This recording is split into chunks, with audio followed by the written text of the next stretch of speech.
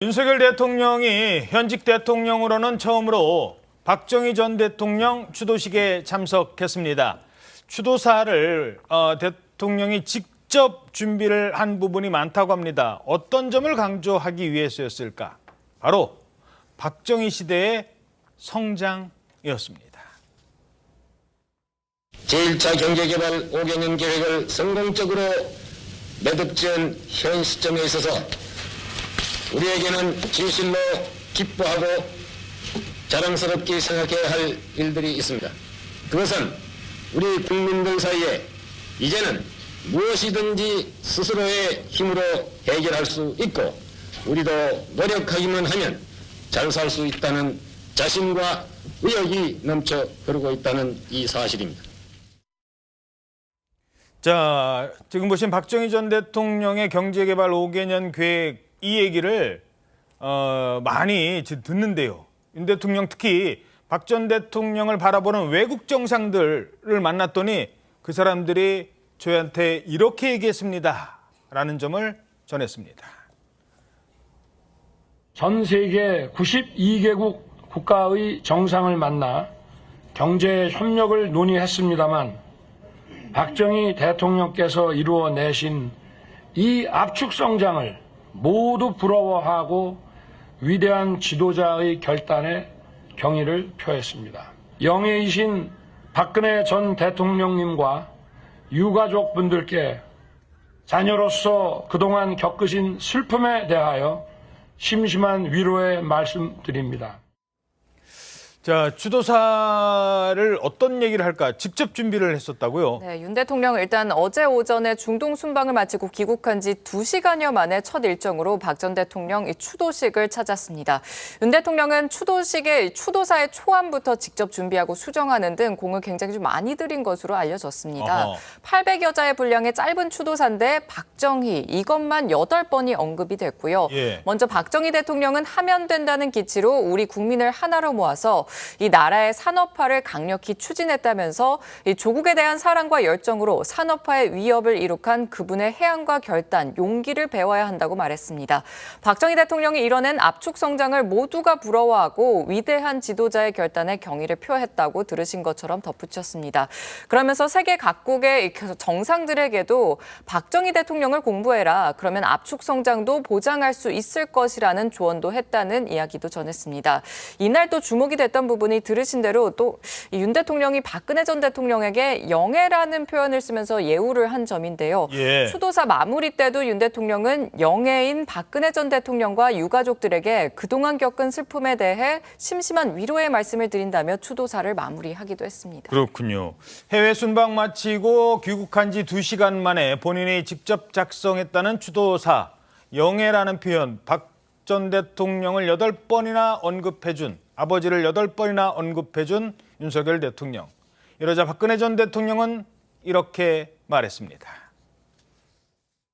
해외 순방에서 돌아오시자마자 곧바로 추도식에 참석해 주신 윤석열 대통령님께 심심한 사의를 표합니다. 지금 우리 앞에는 여러 어려움이 놓여 있다고 합니다. 하지만 저는 우리 정부와 국민께서 잘 극복해 나갈 것이라고 생각합니다. 자, 저렇게 발언을 한 뒤에 지금 이제 두 분이 이렇게 나란히 걸어서 올라가는데요. 이 참배를 하러 올라가는 길입니다. 저때 이제 아주 깊숙한 얘기까지 나눴겠습니까만은 무슨 얘기를 나눴을까? 혹시 앞으로 내년 총선 잘 준비되고 있어요? 좀 많이 도와주시죠. 이런 얘기까지 했는지 이게 지금 관심이 있는데 거기까지는 안 들어가더라도 두 사람의 만남 자체만으로도 큰 의미가 있는데 어떤 의미가 있을까요? 이 두 분의 이 특수한 관계를 생각을 해본다면 일단 저 장면, 두 전 현직 대통령이 나란히 걸으면서 담소를 나누는 모습은 정치적으로 생각을 달리하시는 분들이 봐도 분명히 울림이 있는 장면이라고 생각합니다. 우리가 미국 전 현직 대통령들 한 자리에 모여서 얘기하는 거 그런 장면 보면서 굉장히 부러워했잖아요. 방금 말씀하신 대로 정치적인 어떤 의미를 굳이 찾는다면 언론에서는 보수 통합에 관련한 얘기를 많이 하는데 예. 저는 그 차원을 넘어선 장면이라고 봐요. 통합이라는 관점에서 대통령은 어느 한 정파의 대통령이 아닙니다. 대통령이 되는 순간 모든 국민의 대통령, 그 대통령이 전직 대통령의 또 추도식에 가서 그 대통령의 자녀인 또 전직 대통령과 나란히 걷는다는 모습은 국민 전체를 한데 묶는 그러한 아주 특별한 의미가 있는 장면이라고 보고 이것을 보수 통합이라는 작은 부분에 국한해서는 안 된다고 저는 봅니다.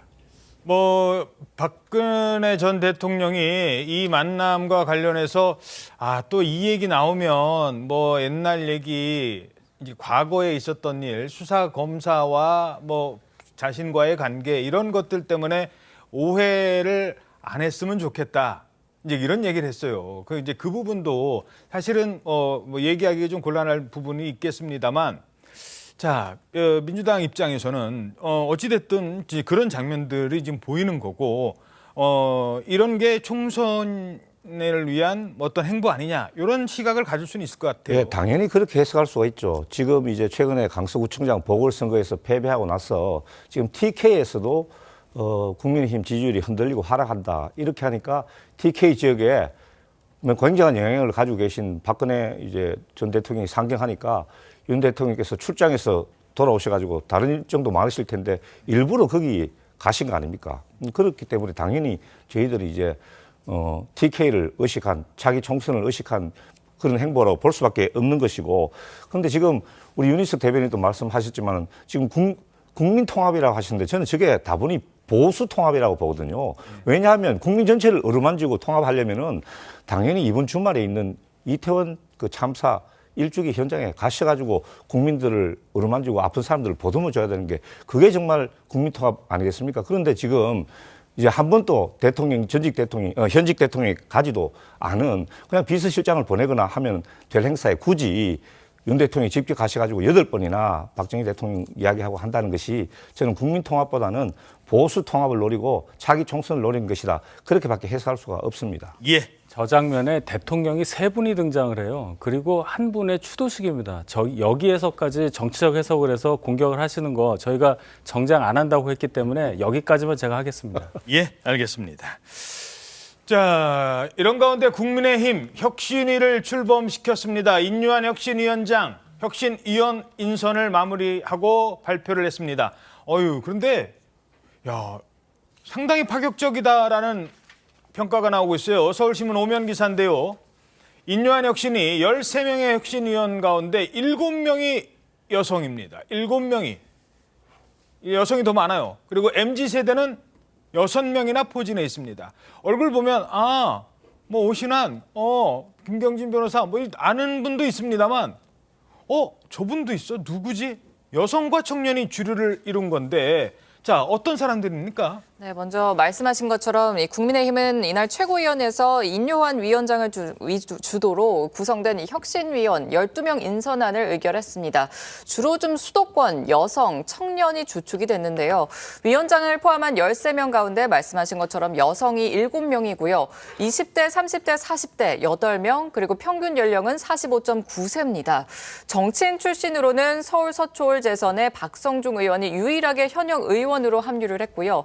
전직 의원으로는 김경진 서울 동대문을 당협위원장과 오세훈 서울시장 측근인 오신환 서울 광진을 당협위원장이 참여했습니다. 이외에도 보시는 것처럼 이 정선화 전북 전주병 당협위원장, 정혜용 전 대구시 경제부시장, 이소희 세종시 의원도 정치인 출신이고요. 네. 이소희 시의원은 지체장애가 있는 변호사로 윤석열 대선 캠프에서 청년 보좌 역을 지낸 바가 있습니다. 또 정치인이 아닌 사람도 살펴보면 혁신위원은 주로 여성과 청년으로 구성이 됐습니다.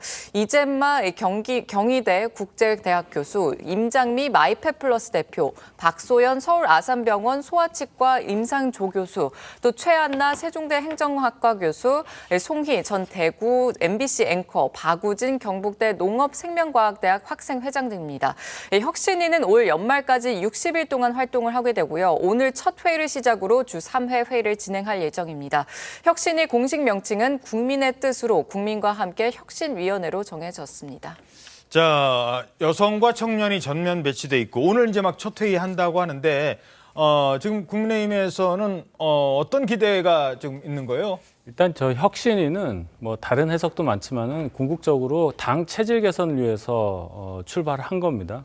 그러면 지금 여성이 더 많고 또 청년 전진 배치 이 부분이 이제 집중을 해야 될 텐데 그만큼 저희 당이 국민정당, 전국정당을 지향하지만 여성, 청년, 특히 여성이면서 청년인 이분들에 대해서 굉장히 취약하다. 이 부분을 보완하기 위해서라도 이분들의 얘기를 당 체질 개선에 반영해야 한다. 이런 의지가 읽혀지는 인선이라고 생각을 하고 앞으로 주 3회 회의를 하는데 당에 이제 쓴소리를 많이 할 걸로 예상을 합니다. 예. 중요한 것은 지도부가 이것을 어떻게 받아들이냐는 여부인데 전권을 부여한다고 했습니다. 예. 전권을 부여한다는 얘기는 무엇이든 제안을 하면 다 받아들인다는 것을 전제로 했다는 것. 그래서 앞으로 체질 개선을 위한 혁신의 활동이 기대된다. 이렇게 정리합니다. 짧게요. 그런데 이준석 개가 빠졌거든요. 그래서 이게 제대로 굴러갈까, 이게 쓴소리 할 수 있을까라는 우려도 있어요. 일단 제안을 했는데 다 거절을 했어요. 제가 언론 보도를 보면은 제안을 받은 분들이 다 이런저런 이유로 이제 응하지 않았다고 보는 건데 어쨌든 그분들의 목소리도 방금 말씀드린 우리가 잘은 모르지만 여성이면서 청년인 분들 이 분들을 통해서 당에 전달이 될 수 있는 그런 상황이 오리라고 저는 봅니다. 예, 알겠습니다.